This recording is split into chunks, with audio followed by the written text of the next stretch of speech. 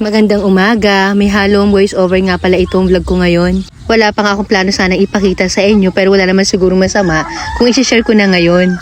Kahit hindi pa matapos-tapos itong bago kong pinagkakaabalahan, bagong pagkakakitaan, at puro nga po DIY yung ginagawa namin dito, partida. Wala pa nga akong binibitawan na pera dyan. Lahat po ng mga materyales na ginamit namin dyan ay dinagwat ko nga lang sa itay ko. Bali magiging paresan nga po pala ito at hindi ko pa nga alam kung kailan namin bubuksan talaga yan. Dahil nga kulang sa budget, pahinto-hinto yung pagpagawa dito. Pero ilalaban ko pa rin to once na makaluwag-luwag na ako sa budget. Sa ngayon kasi may mga materyales ako nakikita dito sa gawaan namin, nag-DIY na lang muna kami. At marami-rami na nga rin nagtatanong kung kailan namin uumpisahan to. Pagawa rin ako ng tarpaulin dyan at kaibigan ko naman yung may-ari kaya malaki po yung discount na ibinigay niya sa akin. Kaya lang may mali sa presyo. Anyway, isa-separate vlog ko po yan. Abangan nyo po sa mga susunod pang video yung i-upload ko. Mahirap po kasi yung isa lang yung pinagkakakitaan natin talaga. Lalo na kapag dumadating ang tagtumal. At kinabukasan nga po ay bumayahin na ako ng Bicol. Niwanan ko muna yung parisan. Alas 12 nga po ng hating gabi nito at kalmado lang ang biyahe namin, hindi kami nagmamadali. May mga baon pa nga kaming pansit at mga kakanin. Nang sa ganon, hindi na kami gumastos pa. Alam nyo naman, napaka-crisis ngayon. Inilalaban ko na nga lang talaga itong deliver namin sa Bicol. Ito po talaga yung hindi palikpuhunan. As in, lugi po talaga ako sa biyahe na to. And shout out pala kay Ate Maylene.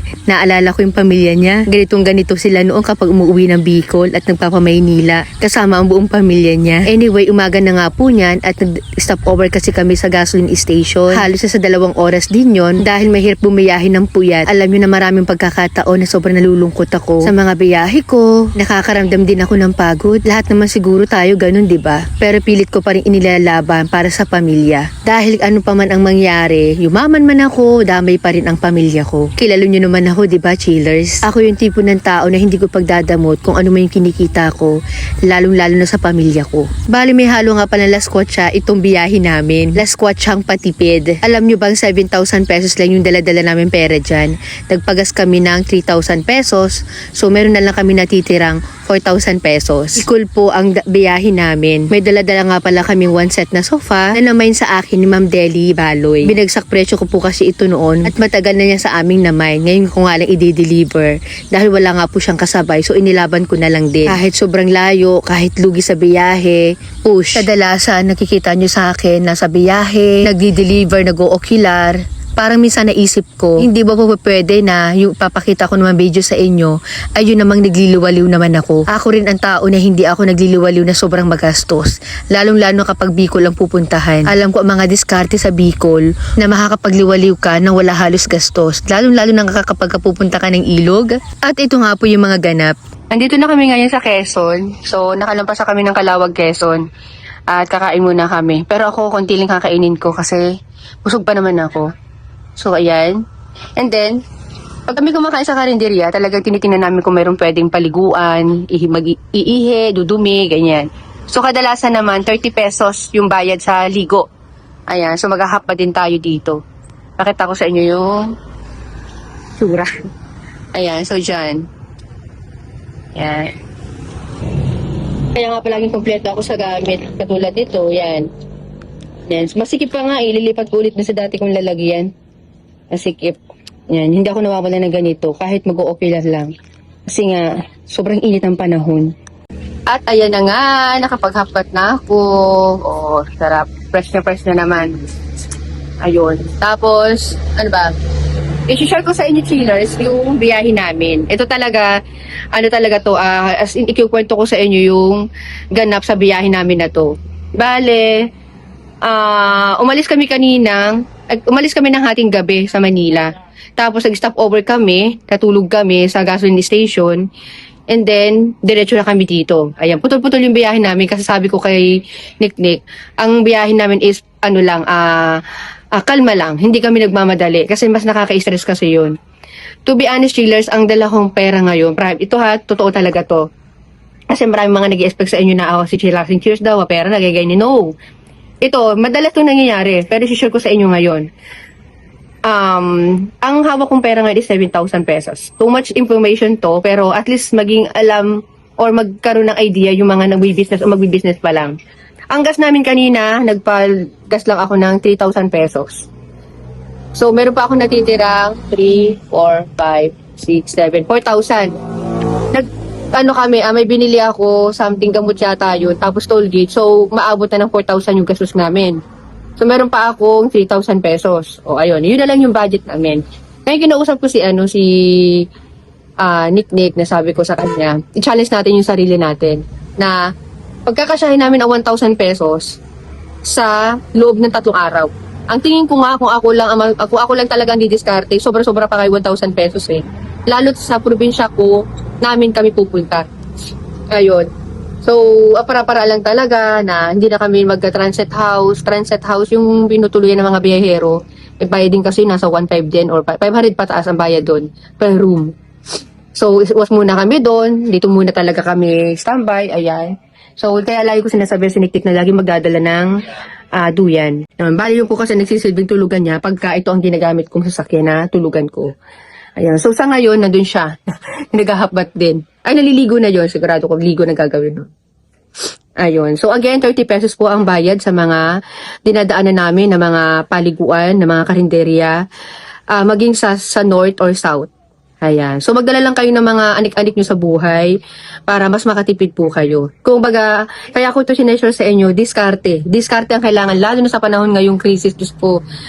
Ako, chiller, sa totoo lang, yung may day ko kanina, totoo yun. Talagang nilalakasan ko na lang ang loob ko, lalo na pagdating sa tagtumal. Kasi taon-taon talaga may tumal kami.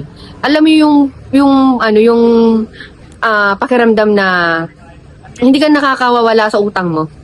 Yun. Kasi ako, to be honest, may utang ako. Kasi hindi naman nawawala sa negosyante yun. Pero lahat naman ng hinihiram ko, ipupunta naman yun sa negosyo. Ibabalik ko, pagkabalik ko mga ilang month, manghihiram na naman. Alam mo yung gano'n, pag gano'n. Lalo't ngayon, ang dami nag-hold na mga clients ko. Pero, nakakatuwa naman sa kanila kasi sure buyer naman po sila. Talagang nag-hold lang kasi nga crisis nga ni binubuksan na negosyo ngayon. Nandun na sa tabi ng bahay namin. This is separate vlog ko po yun. Small business lang siya. Grabe. Nakaka-inspire tong vlog na to. Kasi bibigyan ko kayo ng konting idea. Grabe, chillers. Hindi ko siya matapos-tapos. Kasi nga, hindi ako pwedeng maglagay ng pondo doon na kukunin ko doon sa business ko. Kasi, maapektuhan yung isang business. Kaya alam nyo ginagawa ko doon, DIY lang talaga. DIY lang, panoorin nyo yan, abangan nyo po yan. Para ma-inspire po kayo na hindi kailangan ng malaking pondo pag mag-uumpisa ka sa business. Diskarte. Kaya ako nga pina-stop kasi wala akong pang lulus eh. May pera naman, pero hindi nga, kulang pa nga doon sa isang business dito sa furniture eh. So, kailangan ko talagang lakasan yung loob ko. Pero, u-open ko yun. Kaya nga sabi ko, after namin dito sa Legazpi City mag-deliver, saka ako siya pubuksan. Pero, pakikiramdaman ko muna. Dahil, degwat-degwat lang ang ginawa ko doon mga madam. Panoorin niyo po yan. Doon ko na lang itutuloy yung mga sharing ko. Natatawa kayo na, alam niyo yun? Talagang dikit-dikit na mga plywood. Wala akong binili doon. Halos ang binayaran ko lang doon yung labor. Doon sa isang gumagawa, yung isang gumagawa, wala pa, utang pa rin yun eh. Hindi pa ako nakakabayad eh. Pero malakas po ang loob ko dahil hindi naman ako hihinto eh. Hindi ako hihinto. So, maswerte na lang ako sa mga nagtatrabaho sa akin kasi hindi sila yung, trabaho nila bayad agad. Pero alam kong kailangan nila yung pera. Pero, alam niyo yun, pinakikiramdaman ko lang yung, kaya naman yata dito, si ano ganito muna, ganyan. Ganon, yung pakikiusap sa tao, importante po kasi talaga yan. Yun. So, ipapakita ko sa inyo lahat yung mga ganap, kung paano kami magtitipid sa biyahe, ganyan. Tapos, kung ano yung mga diskarte gagawin ko, na sa taong galing sa hirap talaga. Ang 1,000 pesos na 3 days, napakalaki na po niyan. Alam niyo sa totoo lang, sa mga probinsya talaga, pinagpag isang linggo nga nila yan, mahigit pa eh. Kasi, ang mga nasa probinsya kasi, may tanim ka lang dyan, may mga alaga ka lang dyan, mga hayop, makakaluto ka halos na walang gastos. Magic sarap lang bibilhin mo, be. Ayun. So, yung lesson learned na parang na-miss ko yung ganitong klase ng moment na yung diskarte talaga. Kasi to be honest, naman talaga eh. Kumbaga nakaranas din naman ako ng rangya na kaya lang hindi kasi po pwede eh. Alam mo yung kahit hindi krisis kasi sa katulad kong negosyante, meron akong mga obligasyon na kailangan bayaran. Parang ganun pa rin eh. Hindi ako pwede, ang laki ng ang lakas namin ngayon sa business. So, todo-todo ako ng gastos. Hindi ko pwede. Kailangan ko unahin yung mga dapat kong bayaran. Kaya lang talaga, shout out sa inyo.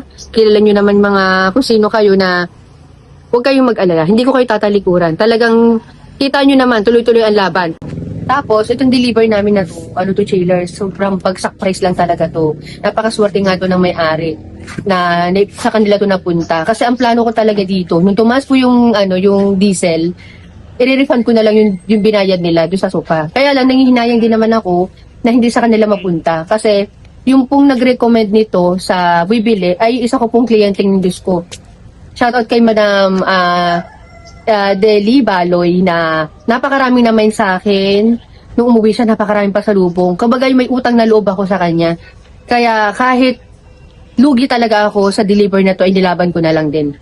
Totoo po yan. Marami na ako na experience sa ganito. Yung iba naman balik pugunan lang, pero ito talaga lugi talaga.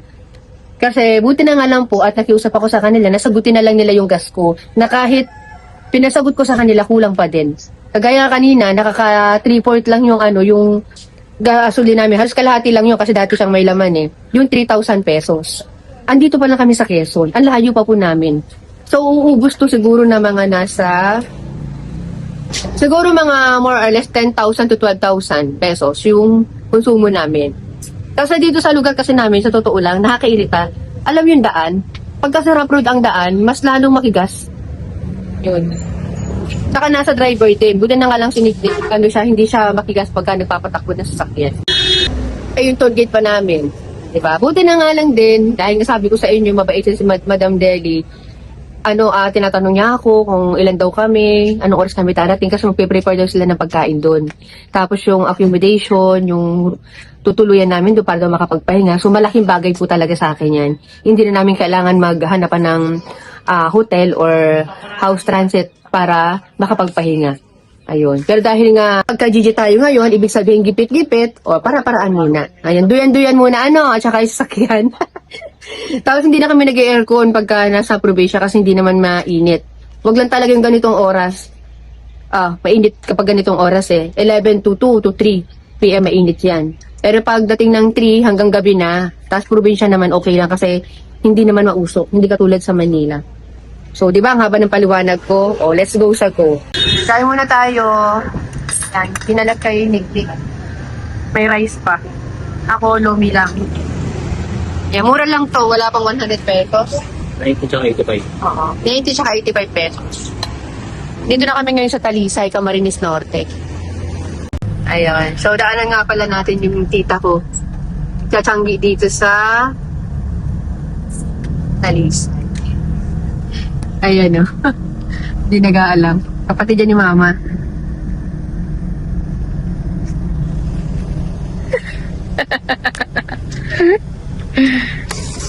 Yari ka! Naka-vlog ka!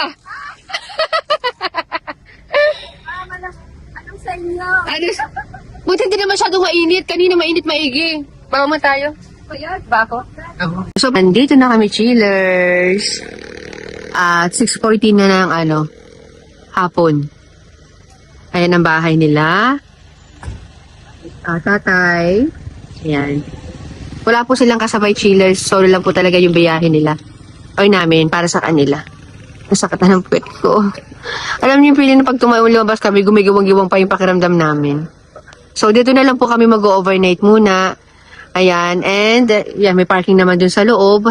Shoutout kay Madam Deli Baloy. Salamat po. At kay ate, hindi ko pa alam ang pangalan niya. Siya mag-aasikaso sa amin. Ayun. So, piniem na rin ako ni ma'am na may pinaayos yatang room para dito. Aray ko, sakit talaga ng balakaw. Walis kami kagabi ng alas 12. Ngayon lang kami dumating kasi marami kami stop-stop. Muka-parking na si Nick. Ngayon, namnamin natin ang Bicol. Ayan. So, hindi ko masyado na-feel yung nasa probinsya ako ngayon kasi para to nasa Basod. Alam niyo yung mabahay. Ang inespe ko kasi nasa liblib na lugar. Tapos madanawan, gano'n. Ayan. Bukas na rin kami magdi-discarga kasi walang katulong pa. Ewan ko lang kung gising pa o pwede pa yung makakatulong namin sa pagpupuhat. Ayan. May tindahan dito. Malamang. Di magtatampay siniklik mamaya. Eh, ako talaga, Diyos ko. Aray ko. Magtatanong ako ng maghihilot kay ate kung mayroon silang maghihilot dito. Papamassage ako. Tapos, alam niyo, chillers, ito ang paa ko, namamaga na naman. Ayun, nagmamanas na naman siya. Iniwasan ko naman yung mga laman loob na, kasi mataas na uric ko, pero yan, namamaga siya. Wala na itong maga, basta bumibiyahe kami, namamaga. Comment down below nga kung ano yung possible na dahilan nito. Mataas po ang uric ko, mataas din ang cholesterol. Ayan. Pero may iniinom akong gamot. Gusto ko na talaga ito pa-check upan ulit. Pasok muna tayo sa love chillers, makikisiar tayo. Parang hindi ko to alam. Ano to? Si Charon na matamis? Nilagyan lang. Nilagyan lang? Hmm.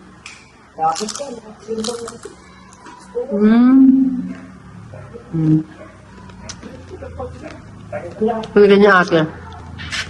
O, chillers. Dahil nasa Bicol tayo ngayon, alam nyo na, expected na yan, o. Halos dito lang kayo makakain talaga sa Bicol ng authentic na ganyang tinumok. Tinumok to ate, di ba? Tinumok namin sa Bicol. Sa ibang lugar, iba ko lang kung anong tawag sa kanila. Tapos, tilapia. May tinola pa. Ang dami naman. Ang dami ng pagkain. Tinola. Ayan si ate, o. Ate Kaso. Ate Maylin. Shoutout ka Ate Maylin. Ano naman Ate Maylin? So, ito naman yung tinolang manok. Ayan. Kain tayo. Kakan po kita, chillers. Daming food. Wala siniknik ko.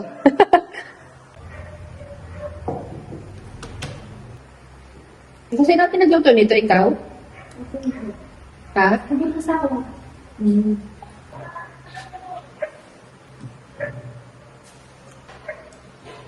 Pabalamit naman yung nahimikan yan. May napakalaman tayo ba? Habluk na, habluk.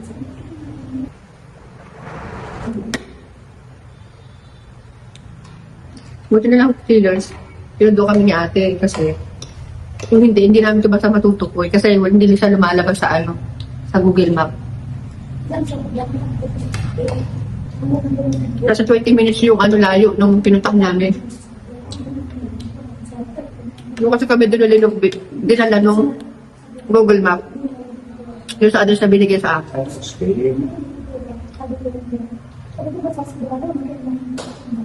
Okay, so ito nga pala chillers magiging kwarto. Ayan. Ayan, thank you so much sa pag-prepare. At maliligo muna ako.